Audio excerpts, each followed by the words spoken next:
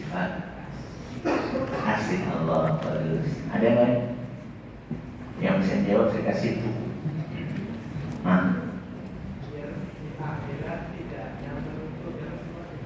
Masya Allah, bagus. Ada yang lain? Ibu-ibu juga boleh jawab.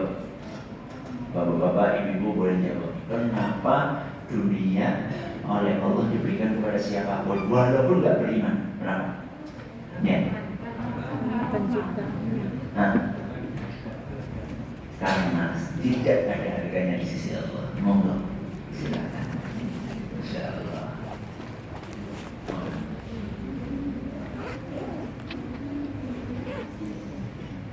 Masya Allah.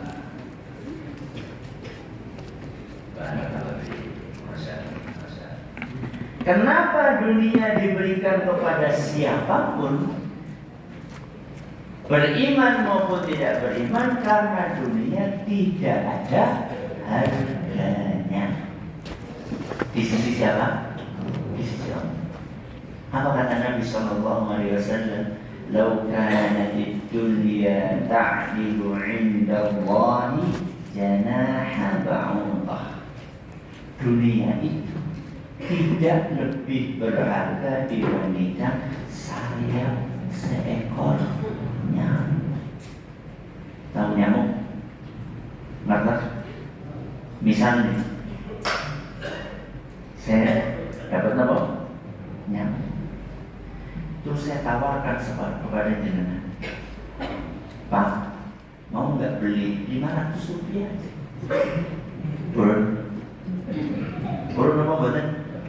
Buatan gratis. Burun apa buatan? Kenapa? Karena di rumah juga banyak. Karena tidak ada harganya. Coba bayangkan jenengan. Itu nyamuknya atau sayapnya? Sayapnya. Nyamuk. Itu nyamuknya. Paket lengkap.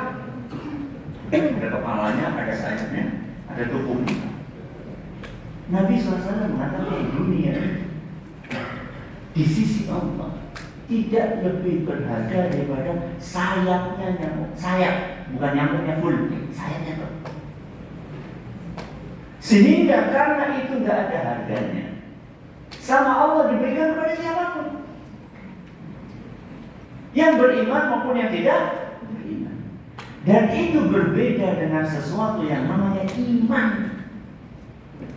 Sesuatu yang namanya hidayah, mahal atau tidak? Mahal.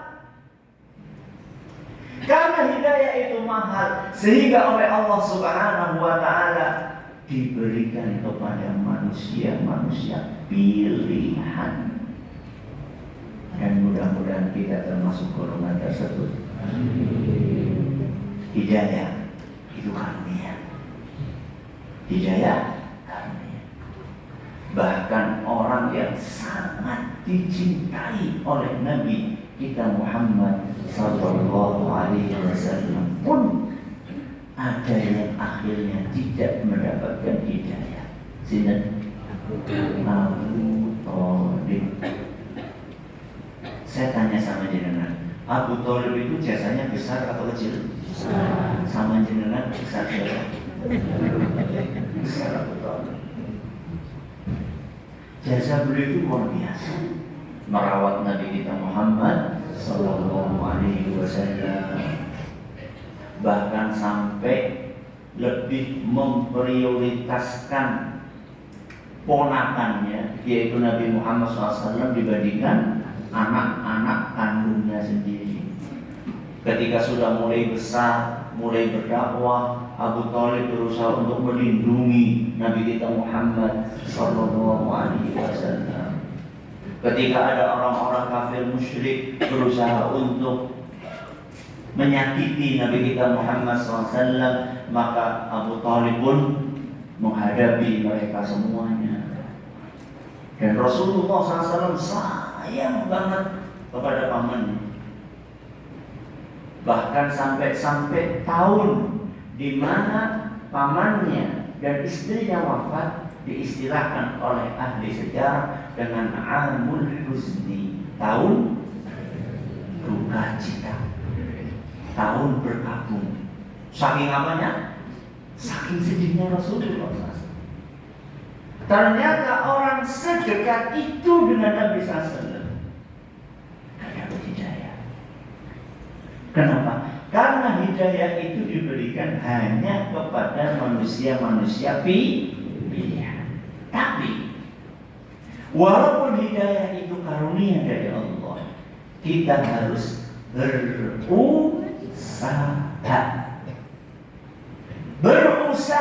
untuk mengejar hidayah tersebut, berusaha untuk mendapatkan hidayah tersebut. Kenapa Ustaz? Karena salah satu sebab terbesar seorang mendapatkan hidayah adalah kesungguhan dia untuk mengejar hidayah. Berarti hidayah itu jangan ditungguin dok, harus diapain? Harus kejar. Apa kata Allah Subhanahu wa taala? Walladzina jahadu fina lanahdiyannahum subulana. Siapakah manusia-manusia yang akan diberi hidayah oleh Allah? Alladzina jahadu fina. Orang-orang yang bersungguh-sungguh di jalan Allah. Berarti walaupun pengajiannya gak ada subuh, tetap apa? Tetap sungguh-sungguh. Walaupun kelak, tapi lo buatan apa buatan kelak dulu nih? Derek. Dalam surat Al-Ankabut ayat 69. Walladzina jahadu fina lanahdiyannahum subulana. Orang-orang yang bersungguh-sungguh di dalam mencari hidayah, mereka akan mendapatkan hidayah. Nah, kesungguhannya bagaimana Ustaz? Salah satu bentuk kesungguhan kita untuk mencari hidayah adalah dengan berdoa minta hidayah. Salah satunya doa yang kita baca rutin 17 kali dalam sehari. Apa? Ihdinas siratal mustaqim. Apa artinya? Ya Allah, berikanlah hidayah kepada kami ke jalan yang lurus. Ini doa dari Al-Quran. Ada lagi doa dari sunnah Nabi SAW, sebagaimana yang diriwayatkan oleh Imam Al-Bukhari dalam kitab beliau Al-Adabul Mufrad, dan kata Imam At-Tirmidzi hadis ini hasan sahih. Apa bunyi doanya? Allahumma yassiril huda li. Siapa yang udah hafal angkat tangan? Ya, silakan. Masya Allah, moga silakan. Masya Allah. Barakallahu fiik.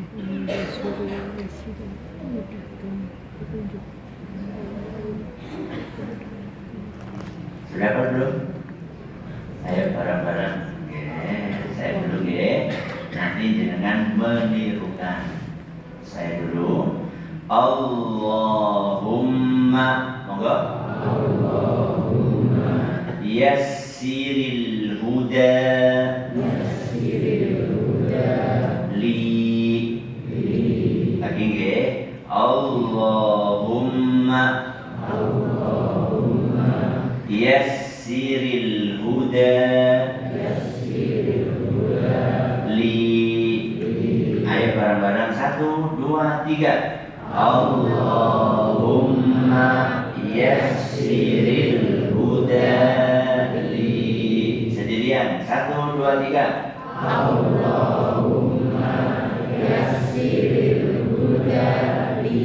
Ibu-ibu 1, 2, 3. Allahumma yassiril huda li. Bapak-bapak monggo. Allahumma yassiril huda li. Apa artinya Allahumma? Artinya apa? Ya Allah. Ya Allah. Yassiril huda, artinya adalah mudahkanlah hidayah. Li, untukku. Berarti kita minta kepada Allah agar hidayah itu datangnya mudah. Karena ada sebagian orang sulit untuk mendapatkan apa? Kemudahan yang kita harapkan dari Allah Subhanahu wa Ta'ala itu mencakup dua hal. Yang pertama, mudah tahu hidayah. Kenapa? Tahu. Yang kedua, mudah mau mengikuti hidayah. Makanya judul pengajian kita apa? Tahu dan mau. Apa judulnya? Tahu dan mau.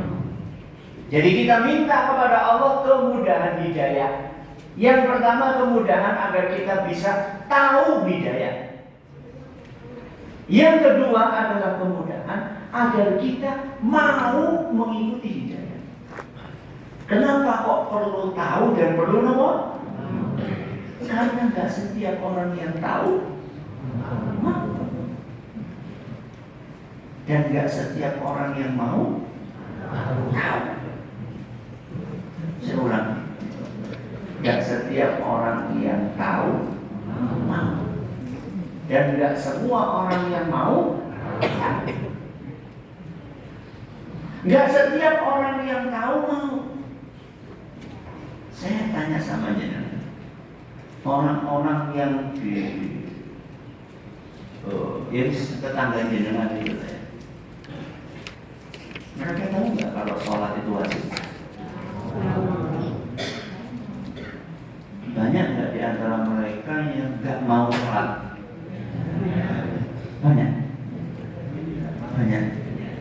Padahal kalau ditanya sholat hukumnya apa?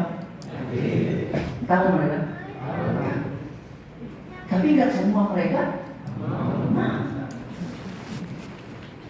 Berarti mereka sudah dapat hidayah tahu, tapi belum dapat hidayah mau. Semua orang atau rata-rata orang kalau ditanya riba hukumnya apa? Haram apa halal? Haram. Tapi apakah semua orang mau meninggalkan riba? Nanti dulu. Di antara mereka banyak, wah, nggak pakai riba, bisnis di zaman ini biaya. Masa bisnis nggak pakai riba? Kita dapat modal dari mana? Nggak semua orang tahu itu. Nah,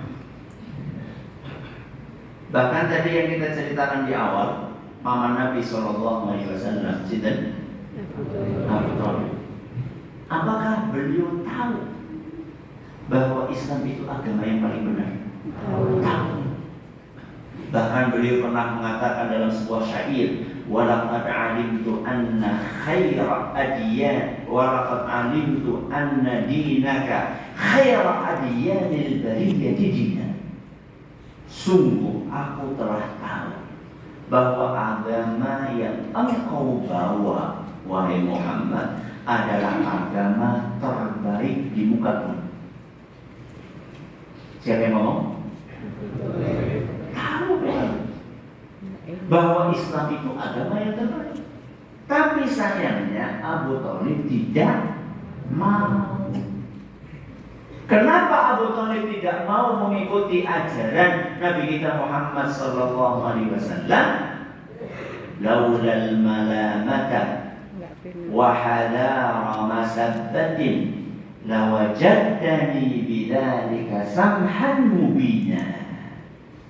Kenapa Abu Thalib gak mau mengikuti ajaran Nabi Muhammad SAW? Padahal beliau tahu bahwasanya Islam itu ajaran yang terbaik. Karena beliau gak mau dicela oleh masyarakat. Kalau istilah Jawa itu perkewo. Kenapa? Perkewo. Loh, jenengan sudah ngaji kok masih ikut-ikutan acara syirik seperti ini? Wah, gak enak ya. Nah, wonten napa badan diangkat sini? Wonten napa badan? Nah, orang yang mana angkat tangan? Jangan sudah ngaji kok ikutan sama-sama yang kayak gini toh. Itu kan masalah sirik dia toh. Agak enak kok sama masyarakat. Nanti saya dikucilkan, nanti saya diomong yang enggak. Sudah dapat hidayah tahu, tapi belum dapat hidayah apa? Nah, contoh yang lain, rokok. Kenapa? Rokok. Banyak nggak orang yang tahu bahwa rokok itu membunuhmu? Banyak yang tahu. Wong setiap beli rokok sudah ada tulisannya rokok. Tapi orang yang tahu rokok membunuhmu tetap rokok, tetap mau bagian. Berarti baru dapat hidayah tahu, belum dapat hidayah. Jangan pengennya yang mana? Yang tahu, yang mau. Gak cuma sekedar tahu saja. Walaupun tahu itu penting. Kenapa Ustaz tahu itu penting? Karena mau saja, belum tentu tahu. Banyak loh Bapak Ibu yang kami hormati, orang yang mau ingin mendapatkan hidayah, cara beribadah yang benar, akidah yang benar, yang diajarkan oleh Nabi kita Muhammad Sallallahu Alaihi Wasallam, ternyata ada di antara mereka yang tidak tahu akidah yang benar, yang tidak tahu sunnah Nabi kita Muhammad Sallallahu Alaihi Wasallam, sehingga mereka keliru di dalam memilih pengajian, keliru di dalam memilih ustaz. Pengennya dia mengamalkan sunnah Nabi SAW, malah diajarin yang gak ada contohnya dari Nabi SAW. Ayo baca zikir ini 3.333 kali. Nanti kalau kamu baca ini kamu bisa ngilang. Bisa apa? Ngilang. Apa itu Ustaz bacanya Ustaz? Salah saya sebutkan, ini jangan praktek nanti. Orang baca 3.333 kali. Padahal yang diajarkan sama Nabi SAW simpel, 33 kali. Nama Subhanallah 33 kali. Alhamdulillah 33 kali, Allahu Akbar 33 kali, ditutup kali la ilaha illallah wahdahu la syarika lah, lahul mulku wa lahul hamdu wa huwa ala kulli syai'in qadir. Genap 100 kali. Saya tanya sama 33 sama 3.333, banyak mana? Yang 3.300 sekian. Bagus mana? Bagus yang 33. Kok bagus yang 33? Ada tuntunannya dari Nabi kita Muhammad Sallallahu Alaihi Wasallam. Berarti amalan itu nggak diukur sekedar dari banyaknya, nggak diukur hanya sekedar dari kuantitasnya, tapi juga diukur dari kualitasnya. Makanya ketika kita setiap pagi kita berdoa kepada Allah, Allahumma inni as'aluka ilman nafi'an wa rizqan thayyiban wa amalan mutaqabbalan. Apa artinya? Ya Allah, sesungguhnya aku memohon kepadamu 3 hal. Yang pertama ilman nafi'an. Nopo? Ilmu yang bermanfaat. Yang kedua warisqan thayyiban, rezeki yang baik. Yang ketiga wa amalan mutaqabbalan, amalan yang diterima. Berarti yang penting itu bukan sekedar beramal. Yang lebih penting dari itu adalah bagaimana amalan itu diterima. Loh, Ustaz, urusan diterima sama tidak diterima itu urusan sinten? Urusan Allah. Betul, itu urusan Allah. Tapi supaya diterima kita harus manut sama Allah. Gak boleh kita amal sekarpe dewe. Caranya jenengan. Kalau cara saya sekarpe dewek. Gak boleh beramal semaunya sendiri, itu gak boleh. Kenapa Ustaz? Karena yang punya surga Allah. Berarti kita harus nurut sama yang punya surga. Aku karepe koyo piye? Enggak bisa. Kalau jenengan mau berkreasi dalam hal-hal duniawi, monggo. Ya. Saya pengen mencangkok antara mangga dengan durian. Betulnya apa ya? Kalau urusan dunia jenengan berkreasi, monggo. Tapi urusan agama nggak boleh berkreasi. Urusan agama itu sampai enak. Kita dengar, kita taat. Jadi banyak orang yang pengen sebenarnya dia, mau dia untuk mengikuti kebenaran, akan tetapi Allah menakdirkan dia tidak tahu kebenaran tersebut. Tidak tahu kebenaran tersebut. Sehingga dia melakukan amalan-amalan yang dia pikir itu bakal menghasilkan pahala. Ternyata nanti di akhirat Allah ceritakan di dalam surah Al-Ghasyiyah, amilatun nasibah tasla naran hamiyah. Hal ataka hadithul ghasyiyah. Apakah telah datang kepadamu berita tentang hari kiamat? Wujuhu yawma idzin khashi'ah. Pada hari itu, hari apa? Hari kiamat, ada wajah-wajah yang tertunduk lesu, pucat pasi. Wujuhu yawma idzin khashi'ah, amilatun nasibah. Padahal dahulu ketika di dunia amalannya banyak sampai bikin capek dan letih. Amilatun nasibah. Ketika di dunianya amalannya banyak sampai bikin capek dan letih. Ganjarannya nopo?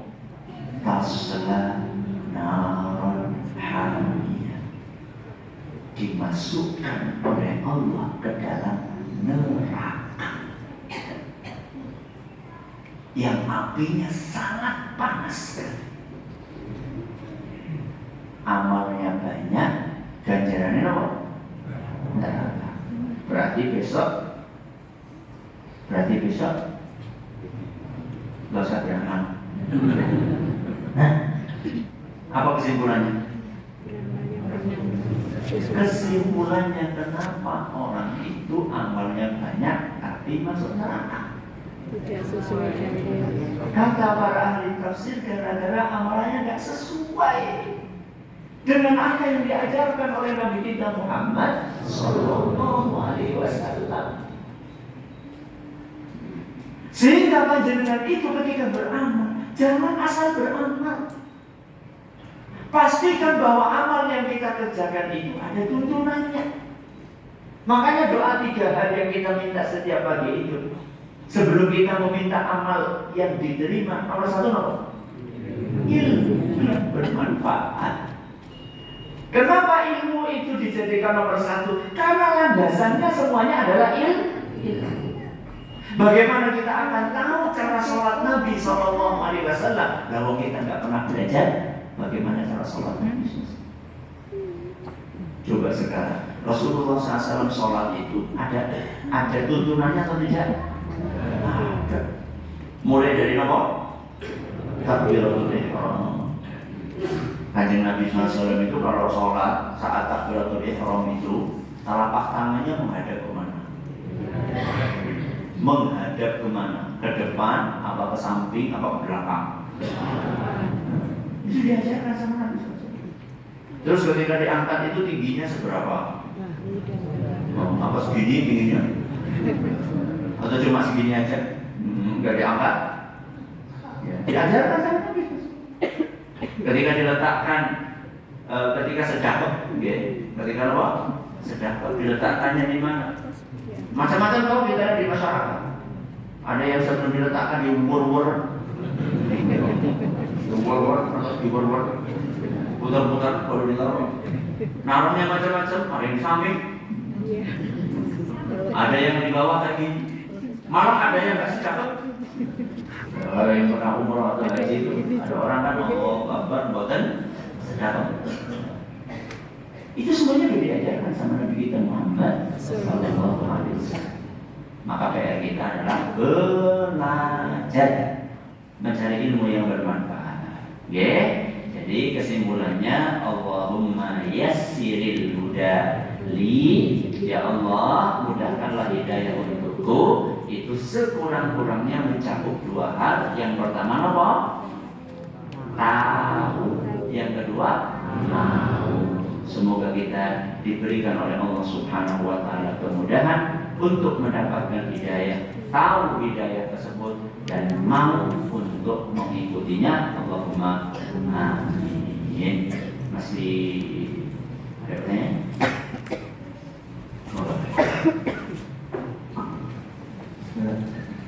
Assalamualaikum warahmatullahi wabarakatuh. Waalaikumsalam. Apa Ustaz bisa ditanya? Kalau kemarin saya dapat pertanyaan dari teman terkait memaaf tahlilan. Karena kita yang mungkin sedang belajar sholat ya, misalnya udah ingin berhijrah, itu kan kita perlu adanya istiqomahan. Namun